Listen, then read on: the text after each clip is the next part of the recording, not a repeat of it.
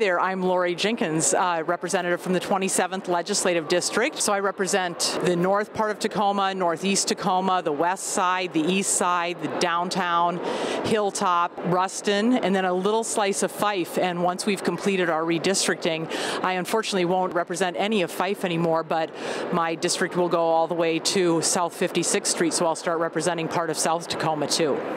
One of the things I really like to do in my video updates is kind of think about what a regular person who doesn't live down here in Olympia during legislative session might be wondering about. So one of the things that happens toward the very end of session is the governor starts signing bills that have been passed by the House and the Senate. So what I'm going to do today with you is just walk through the lineup of a number of bills that the governor is going to be signing today and talk to some regular people about why they're down here, what the bill's about, and just to give you a sense of some of the diversity of issues that we deal with every day. So enjoy this, take a look, and hopefully I'll see you down here at a bill signing one of these days. What bill are you down here for today, Sean? I'm down here for Senate Bill 5292. It's a little bill that helps streamline some of the paperwork associated with maintaining industrial ditches. Not very sexy, but it is a good little bill. So we're out here in front of the governor's office. You're first in line.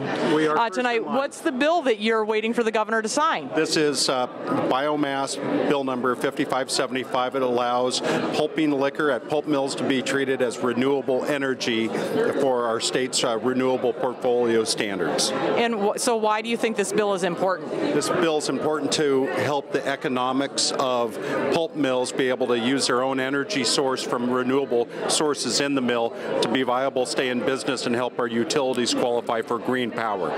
Great. Well, enjoy the governor's signing, and I'm happy that I was one of the supporters of this bill. Indeed. We appreciate it. Thanks a lot. I'm here for House Bill 1073, which is the disposition of remains bill that Representative Kelly sponsored, that's going to protect or align our state statute with the federal law. So if a military person on the form picks their survivor the way they want it to be rather than what the state law says, this aligns who they want on the federal form with state law. So it's pretty significant for military people. Great. Thanks a lot for working on this bill, Mark. It's a good one. Thank you for your help. I'm here as the legislative chair for ARNP's United of Washington State, and I'm here for bill signing of House Bill 1486. And this is a really important access to care bill because this will allow pharmacists in Washington State to accept prescriptions for controlled substances from nurse practitioners in other states for patients who live in Washington. And an ARNP is an advanced registered nurse practitioner, right? Yeah, I heard this bill in the healthcare committee, so it's a good bill. I'm glad the governor's going to be signing it. We're thrilled, and we really appreciate everyone's support, so thank you very much. So you're in line here to get your bill signed by the governor today. Can you tell us just a little bit about what the bill's about? I'd be delighted to.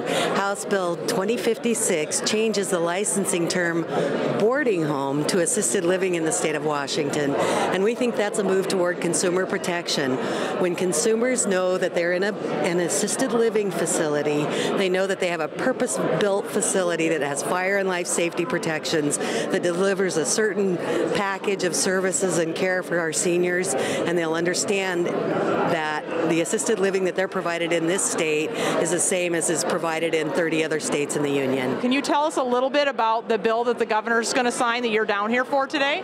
Sure. It's a bill that modifies the administration of the sexual assault programs we administer.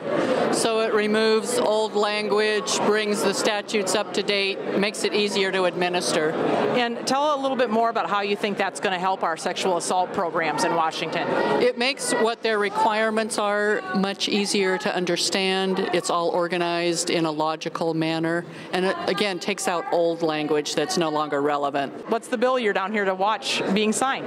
House Bill 1652. I've really admired Representative, now Senator Frock's work on the bill. It puts Washington among the forefront of states dealing with the misuse of social networking technology to intimidate, harass, humiliate, harm, or just defraud.